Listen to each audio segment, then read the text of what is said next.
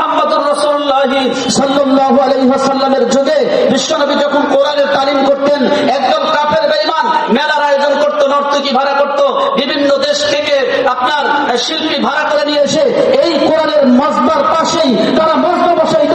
ইমানদার মুসলমান উদ্দেশ্য তাদের ছিল যাতে কোরআনের পক্ষে মানুষ না যায়। এগুলো কথা ঠিক কিনা? এখন আমরা দেখতে পাচ্ছি কবরস্থানের পাশে মাহফিল, কবরস্থানের উন্নয়ন কল্পে মাহফিল।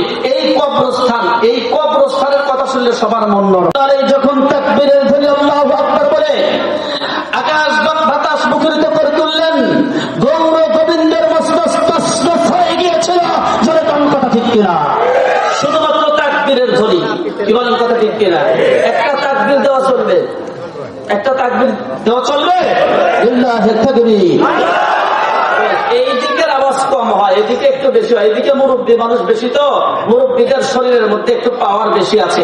বর্তমান যুবকদের আপনার শরীরের টেম্পার কমে গেছে। কি কোন কথা ঠিক কিনা? যুবকদের আওয়াজ দেখতে চাই। লিল্লাহি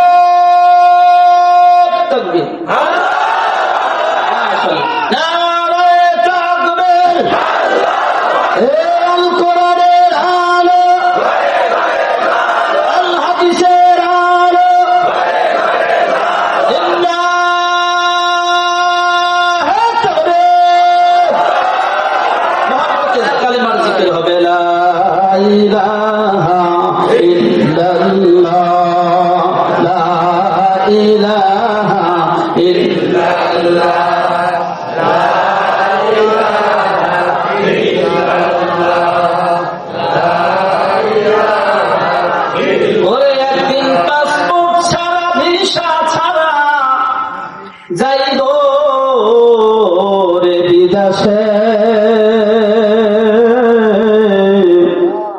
সে দেশেতে যাওয়া যায় রে, ফেরা যায় না শেষে।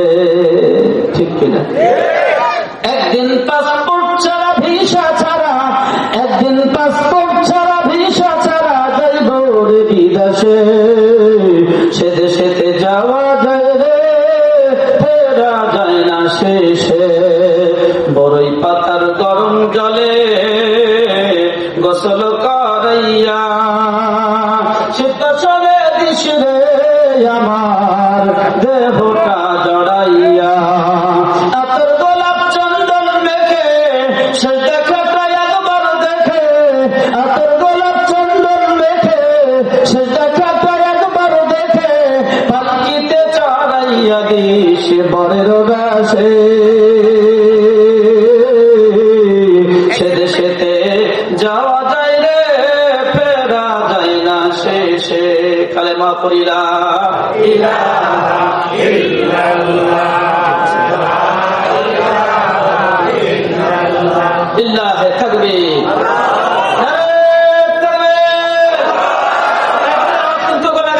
প্রধান অতিথির আগমন এই মাহফিলের পক্ষ থেকে, এই প্রধান মেহমানের আগমন জনাব ইঞ্জিনিয়ার মোহাম্মদ সেলিম বাদশা সাহেবের আগমন, চারখাতা যুব সমাজের পক্ষ থেকে